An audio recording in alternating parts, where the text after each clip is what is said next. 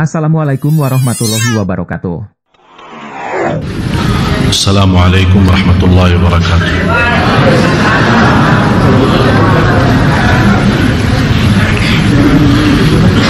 Alhamdulillahi rabbil alamin. Wa ashhadu an la ilaha illallah wahdahu la sharika lahu waliyus salihin. Wa ashhadu anna sayyidana wa nabiyyana Muhammadan abdullahi wa rasuluhu as-sadiqul amin. Allahumma salli wa sallim wa barik ala sayyidina Muhammad wa ala alihi wa sahbihi wa man tabi'ahum bi ihsanin ila yaumiddin. Subhanaka la ilma lana illa ma 'allamtana innaka antal alimul hakim. Maha suci Allah, kami tidak memiliki ilmu apa-apa, hanya saja apa yang diberikan oleh Allah subhanahu wa ta'ala. Segala sesuatu yang kita miliki sesungguhnya milik Allah. Oleh karena itu jangan anda sedih atas kehilangan dan kekurangan sesuatu, karena semuanya dari Allah dan kembali kepada Allah subhanahu wa ta'ala. Bapak Ibu jamaah Masjid Agung Sunda Kelapa yang sama-sama diberkahi Allah subhanahu wa ta'ala, satu hal yang perlu dan boleh kita rasa sedihnya adalah hal itu yang terkait dengan agama kita.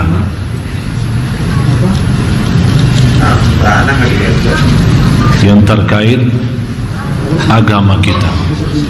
Maksudnya apa? Ini apa ini? Oh, sedekah. Boleh isi tabungan akhirat. Kita masih sama-sama membahas tabungan dan membahas ciri-ciri hari kiamat. Yang isi sekarang insyaallah tidak nyesal, karena anda sekarang isi terkumpul di sana di hadapan Allah subhanahu wa ta'ala. Kalau kita cek rekening kita ada uang, merasa nyaman, oh alhamdulillah masih ada fulus. Tapi begitu kita punya rekening tabungan dunia mulai berkurang, mulai muncul rasa pusing, rasa hitung-hitungan. Bagaimana sekarang segera mencari tambahan lagi. Sepertinya uang gaji atau usaha A, usaha B belum tentu cukup, berarti harus menambah usaha-usaha lain. Ini menjadi salah satu dari ciri-ciri hari kiamat yang kita akan khusus masih dalam bahasan. Sebagaimana saya jelaskan ada 3 tahapan. Tahap pertama, ciri hari kiamat yang sudah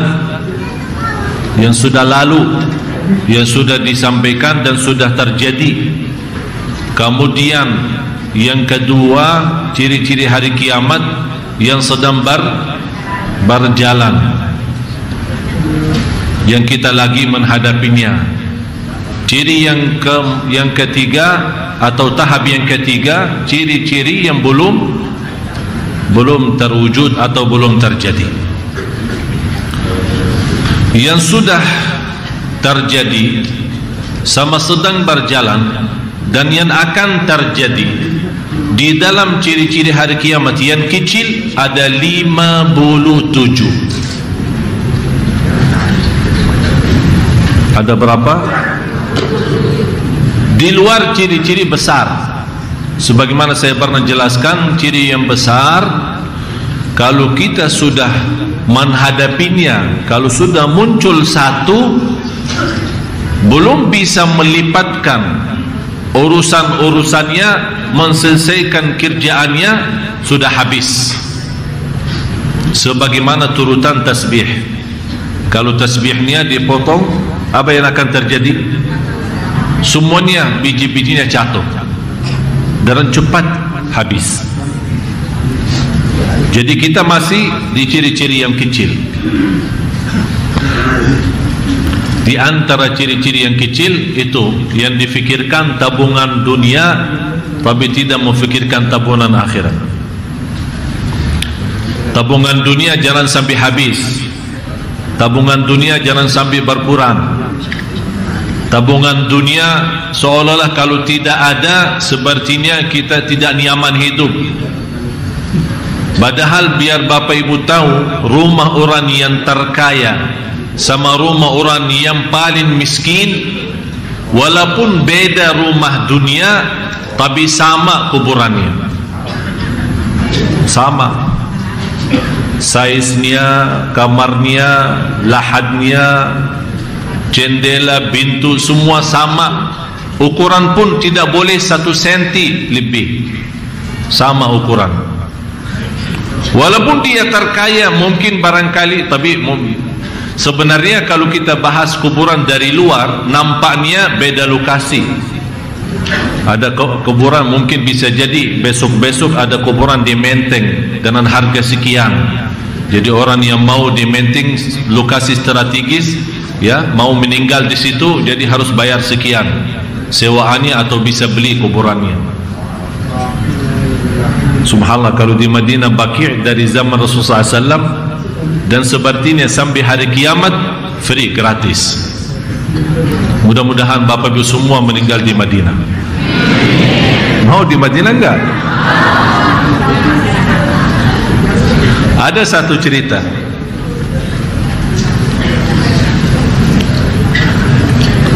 Ada seorang bapa meninggal dunia, sudah dikuburkan. Biasanya ada istilah bayaran bertahun. Itu tagihannya kemana? Keluarga. Di antaranya istrinya. Begitu bertahun-tahun istrinya membayar tagihan kuburannya, dia dengar berita selama suaminya hidup ternyata punya istri satu lagi.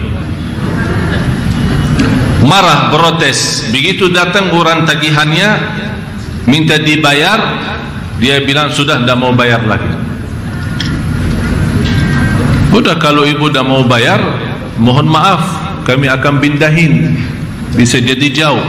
Udah, sudah tanggung dia hidup, malah tanggung juga mati.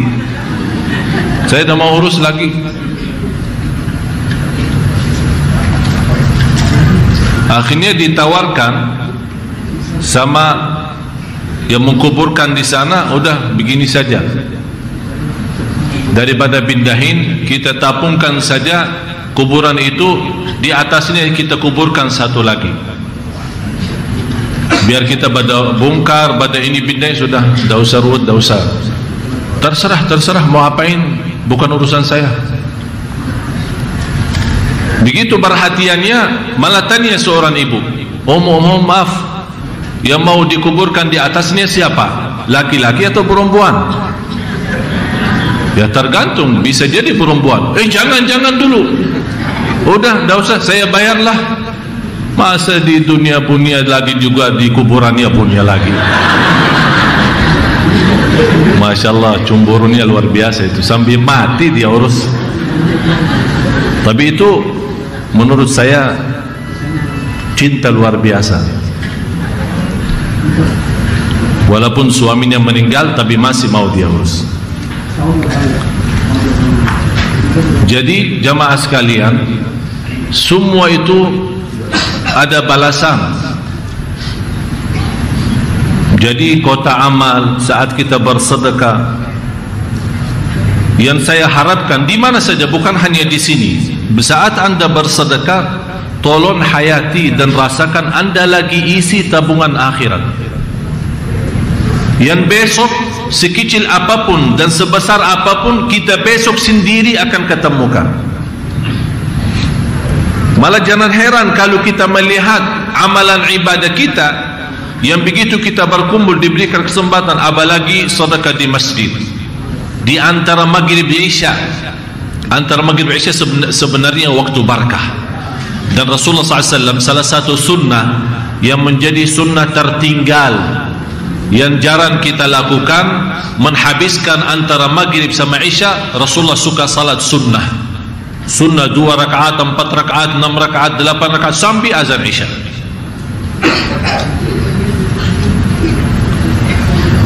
Malah di antara waktu juga yang termasuk barakah adalah habis subuh. Jadi kenapa mereka mengisi waktu-waktu ini? Karena mereka menhayati ini untuk tabungan akhirat. Bacaan Quran barakah, sedekah di antara maghrib Isya barakah, apalagi di antara azan dan iqamah termasuk doa makbul, di bawah doa amalan-amalan salih yang lainnya. Baina kulli adhanin wa iqamatin da'watul la turad. Rasulullah SAW bersabda, antara azan dan iqamah doa tidak ditolak. Mohon maaf jamaah sekalian, ini namanya kesempatan. Jadi sia-sia kalau kita tidak memanfaatkan kesempatan itu. Apalagi sisa umur kita sangat terhitung. Bisa jadi malam ini yang terakhir bagi kita, bisa jadi minggu ini, bisa jadi bulan ini.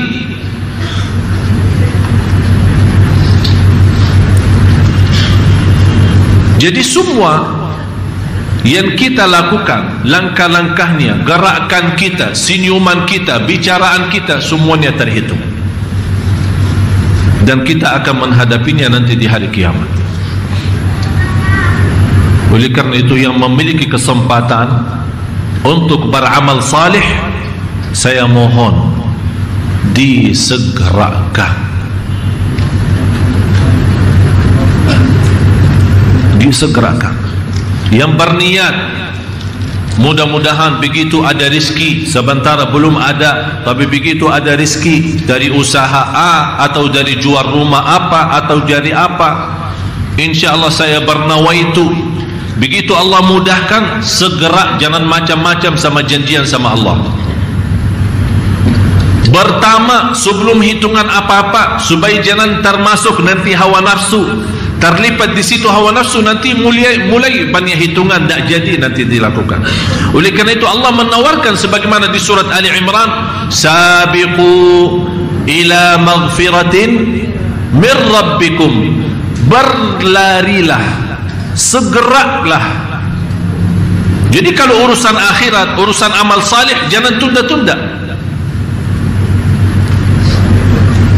segerakan. Karena jamaah sekalian, hidup kita cuma satu kali di dunia ini, cuma satu kali, dan besok kita akan mati satu kali. Tapi habis satu kali mati, satu kali meninggal dunia, begitu Allah membangkitkan, nanti selama-lamanya kita hidup. Tapi dua, hidup bahagia maupun hidup tidak. Hidup selama-lamanya di dalam surga atau di, tinggal anda pilih.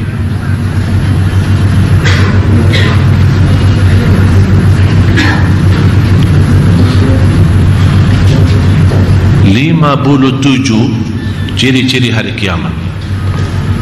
Itu hanya yang kecil. Di antaranya kesibukan kita dalam usaha. Saking kita repot dan saking sibuknya mencari usaha dan bisnis, tidak mencukupi dengan tenaga dan upaya sendiri, malah digabungkan istri kita terlibat dalam mencari nafkah dan rezeki. Itu sudah disebutkan oleh Rasulullah SAW, itu salah satu tanda hari kiamat. Malah sekarang kita mohon maaf melihat banyak dalam urusan rumah tangga yang mengurus keuangan siapa? Istri, bukan suami.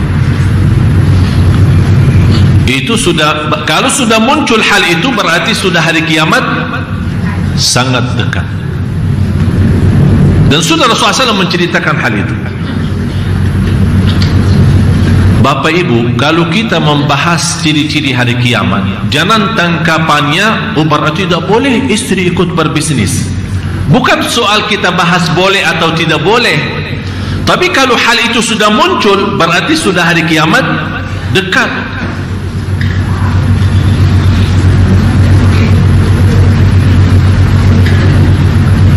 Dan saya khususkan hari ini membahas nama-nama hari kiamat sebelum kita masuk kepada ciri-ciri dan tanda-tanda hari kiamat. Kita akan bahas satu persatu 57. Di antaranya riba, di antaranya tersebar zina, di antaranya durhaka, di antaranya pembunuhan, di antaranya orang yang mengkhianati, orang yang bodoh, orang yang bukan ahli malah jadi pemimpin, dan banyak hal-hal yang lain. Orang yang jujur tidak dipercayai, orang yang berbohong dipercayai. Itu semuanya perubahan. Malah yang terjadi lebih dahsyat lagi, orang yang tidak pernah mempelajari agama malah dia merasa diri pandai agama, dan dengan mudah, dengan berani membahas soal agama.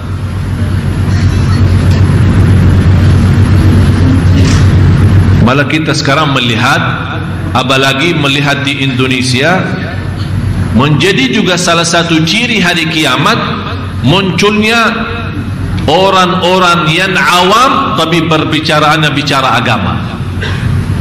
Dia sendiri belum tahu. Kalau di tes Al-Fatihah pun tidak bisa baca Al-Fatihah. Akhirnya yang menjadi apa? Yang mohon maaf kita lihat sekarang, maupun di media, di luar media, apa yang terjadi dalam dakwah Islamiyah. Isinya apa? Hah? Isinya apa?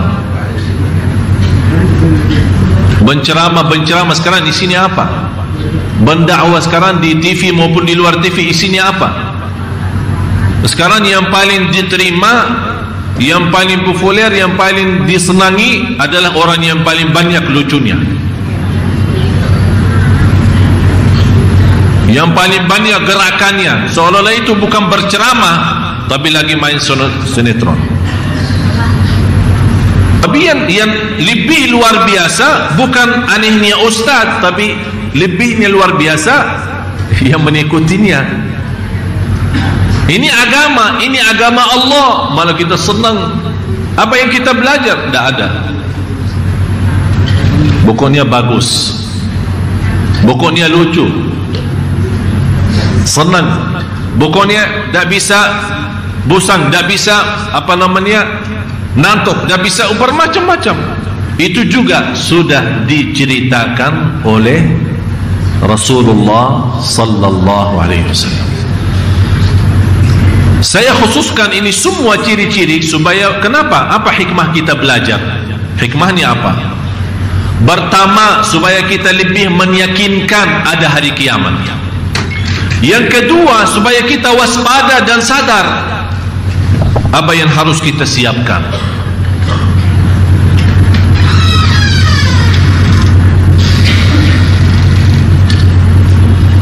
Ulama menjelaskan ada lebih dari 80 nama-nama hari kiamat. Berapa? 80. Lebih daripada 80 nama-nama hari kiamat. Dan saya pernah sudah menjelaskan, kalau ada sesuatu yang memiliki nama banyak, sesuatu itu apa? Sangat agung dan dahsyat. Seperti Nabi Muhammad sallallahu alaihi wasallam. Kalau Nabi Muhammad SAW memiliki banyak nama, tapi ada nama yang sahih, ada yang nama tidak sahih, tapi ada yang berlebih-lebihan membawa 1000 nama milik Rasulullah SAW.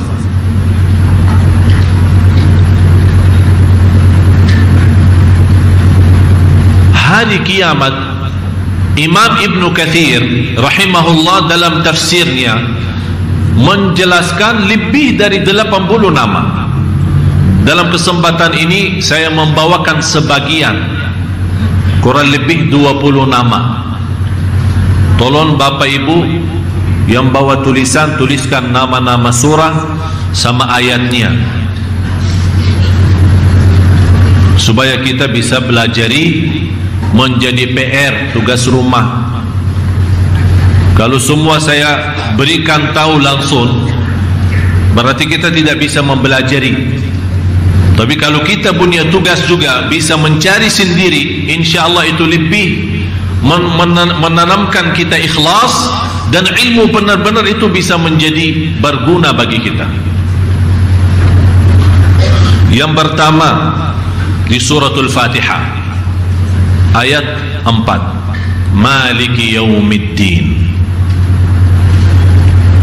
Allah namakan hari kiamat Yaumuddin. Maksudnya apa? Yaumuddin, hari pembalasan.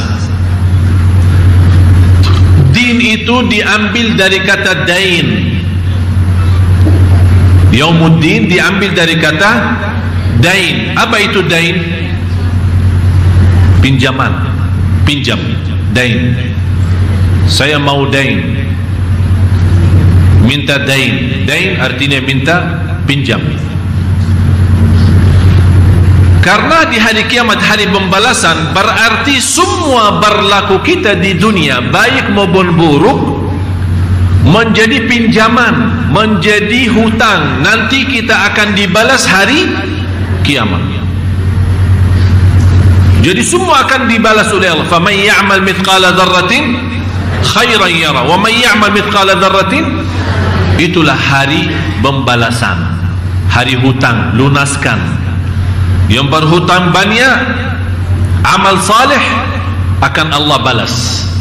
Ternyata hitungannya begitu, dihitungkan hutangnya, ternyata banyak amal maksiat dan dosa, ghibah, namimah, dosa mata, dosa lisan, lidah, dosa telinga, dosa tangan, dosa kaki. Saya begitu baca satu cerita seorang dari tabi'in, Abdullah bin Urwah bin Zubair, menjadi salah satu ayahnya sahabat Rasulullah SAW. Pernah dia kesakitan kaki. Coba bayangkan sejauh mana kita menghitungkan langkah-langkah kita. Dia pernah sakit, sudah usia, sudah umur melebihi 70 tahun. Begitu dia sakit, diperiksa, diutuskan untuk tidak ada obat, hanya harus dipotong kakinya. Obatnya harus dipotong kakinya. Bagaimana cara diobati?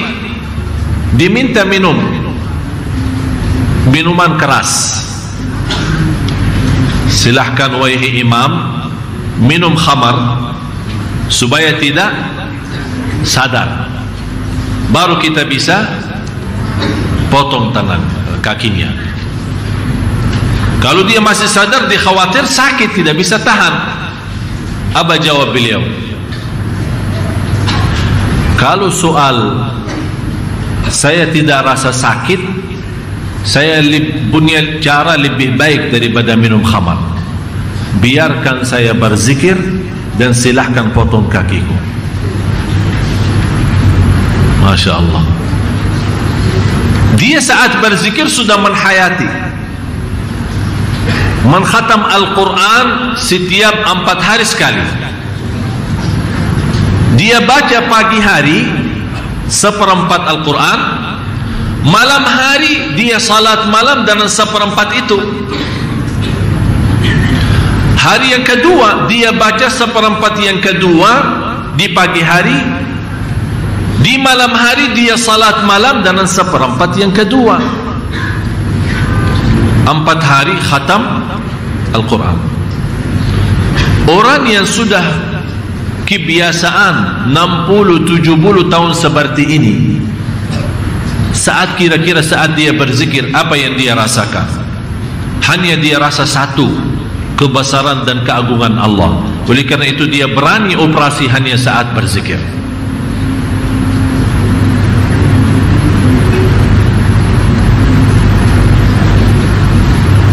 Subhanallah. Saya pernah salat di satu masjid salat Jumat. Belum masuk waktu Jumat, kira-kira setengah jam waktunya mau naik mimbar. Dalam setengah jam lagi duduk habis sunnah qabliyah, duduk di masjid. Apa yang terjadi? Tiba-tiba gempa bumi yang hampir masjidnya penuh. Saya sendiri lagi duduk, sungguh Bapak Ibu saya tidak tahu apa yang terjadi. Yang saya rasakan hanya ada badan saya kuncangan ya, goyang-goyang aja. Tapi saya tak fikir ke sana, karena saya lagi fokus bersalawat. Yang menarik perhatian saya bukan goyang buminya, tapi suara ributnya orang lari dari masjid. Sambil kencang suara ke pintunya, malah ada satu pintu dari kaca, terpecah kaca itu, saking ributnya orang mau keluar. Saya bilang subhanallah, kalau memang gempa bumi ini mengakibatkan kita mati, lebih baik mati di masjid daripada di luar. Mau lari kemana? Larinya di dalam masjid maupun di luar masjid, larinya kepada Allah, tidak bisa kemana-mana. Kalau sudah saatnya tiba.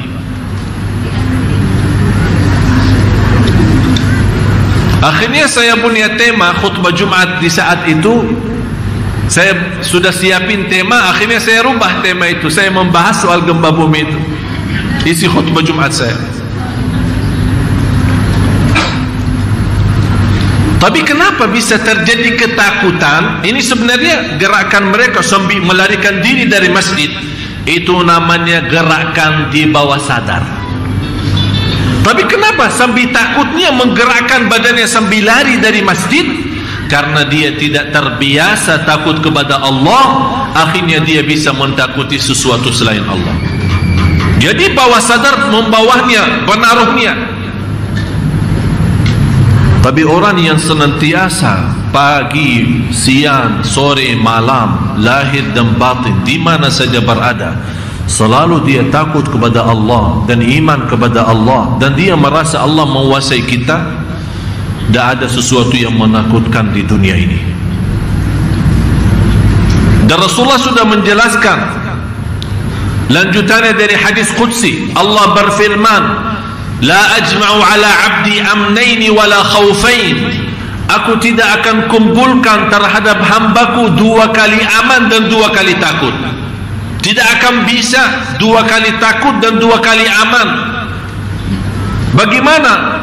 Kalau dia merasa diri aman di dunia, akan aku jadikan dia takut nanti di hari kiamat. Tapi kalau dia senantiasa dia takut terhadapku di dunia, saya akan amankan dia nanti di hari kiamat. Jadi tidak ada 2 takut. Tidak bisa takut dunia dan takut akhirat. Tapi kalau kita biasa takut di dunia, Allah jadikan kita aman nanti. Di hari apa? Di hari ketakutan. Hari semua makhluk takut, hari kiamat. Tapi Allah jadikan kita aman karena kita di dunia biasa takut kepada Allah Subhanahu wa taala.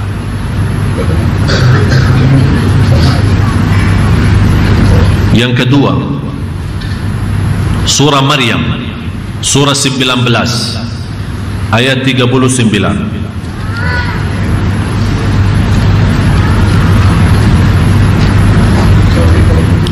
Yang ketiga, surah 29 ayat 64. Ini semua ayat yang saya sebutkan khusus untuk nama-nama hari kiamat.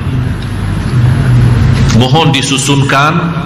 Yang biasa punya HP atau punya iPad atau punya laptop atau punya komputer atau tulisan tangan sendiri, disusunkan sama-sama. Nanti habis anda balik ke rumah dan membuka Al-Quran, tuliskan ayatnya. Mohon setiap hari menjadi tugas bagi kita, habis subuh hayati ayat itu, supaya kita rasa setiap hari demi hari ke hari, hari kiamat semakin dekat. Yang ketiga, 2 ayat surah 29 ayat 64. Yang keempat, surah 30 ayat 56. Surah 30 ayat 56. Yang kelima, surah 37 ayat 21.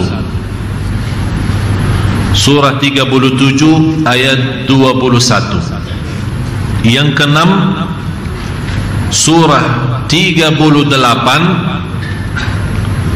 ayat 53. Surah 38 ayat 53. Yang ketujuh, surah 40. Surah 40. Di surah 40 ada 3 ayat. Di surah 40 itu, surat Ghafir, ada 3 ayat. 32, 39, 59. Ini semuanya di surah 40. 32, 39, 59. Seterusnya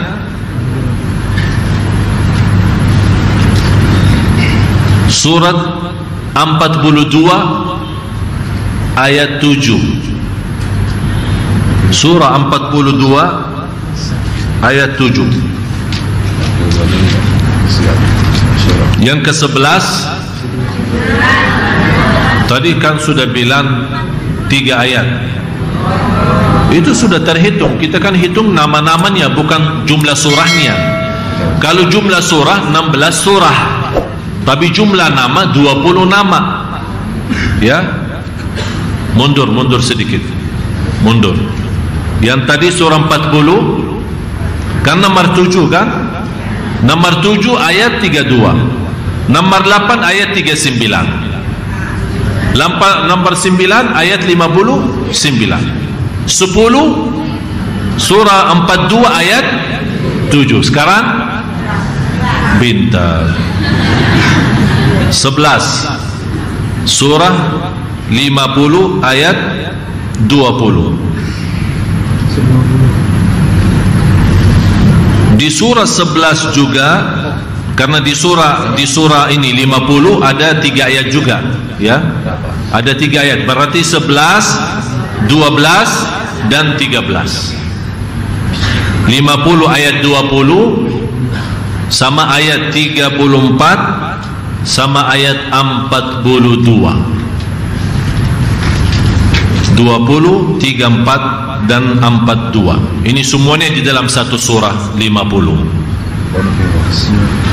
Yang ke-14 surah 53 ayat 57. Surah 53 ayat 57. Kemudian surah 56, ya, yang 15, surah 56 suratul Waqiah ayat 1. 56 ayat 1. Yang ke-16, 16 nama, ya. Yang ke-16 surah 69 ayat 1 sampai 3. Ya, tapi 3 ayat membahas satu nama. Jadi semua tersebut satu nama, berarti kita masih di nomor 16. Nama yang ke-17 surah 79. Surah 79 ayat 34. 79 ayat 34. Surah 80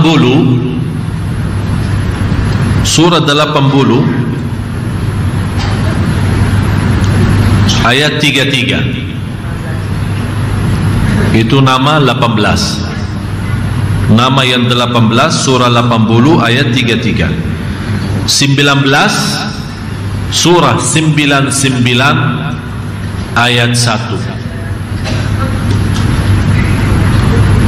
Yang ke-20 surah 101 ayat 1 sampai 3. Ayat 1 sampai 3. Ini 20 nama dari 80 nama. Memang banyak.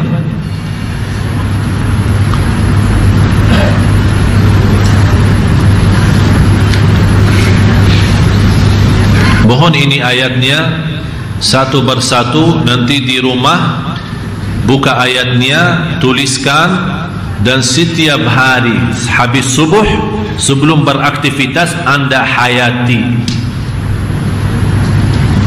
Mudah-mudahan ini bisa membuka dan menjadi ilmu bagi kita untuk bisa mencari nama-nama yang lain. Kan ada 80 nama. Coba kita bongkar ayat. Ada at-taghabun, ada yaumut tanad, ada yaumut talaq, yaumul hasrah, yaumul nadamah. Banyak nama-nama lain. Yaumul khawf, al-yaumul faza', yaumul faza'ul akbar. Banyak yang saya belum sebutkan.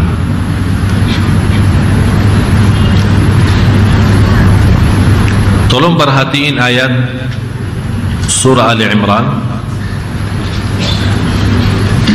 surah 3 ayat 30.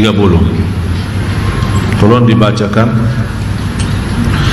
A'udzu billahi minasyaitonir rajim.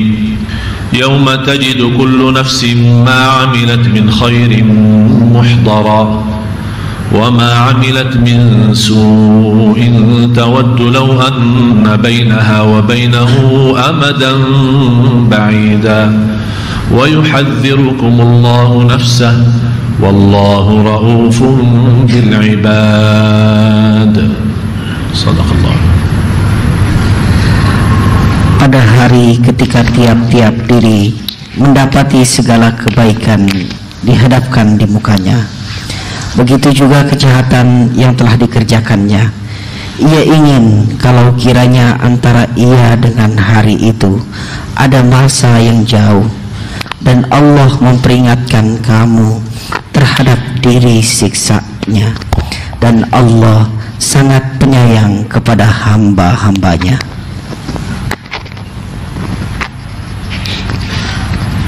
Itu memberikan gambaran untuk hari kemudian.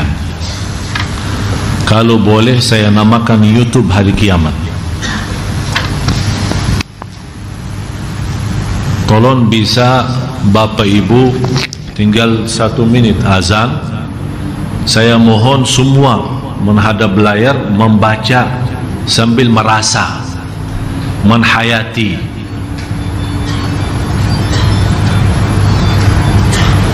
Coba baca terjemahannya. Kira-kira apa yang akan terbongkar dari diri kita nanti di hadapan Allah dan di hadapan miliaran manusia. Semoga bermanfaat yang sudah subscribe. Semoga diberikan kesehatan dan keberkahan. Wassalamualaikum warahmatullahi wabarakatuh.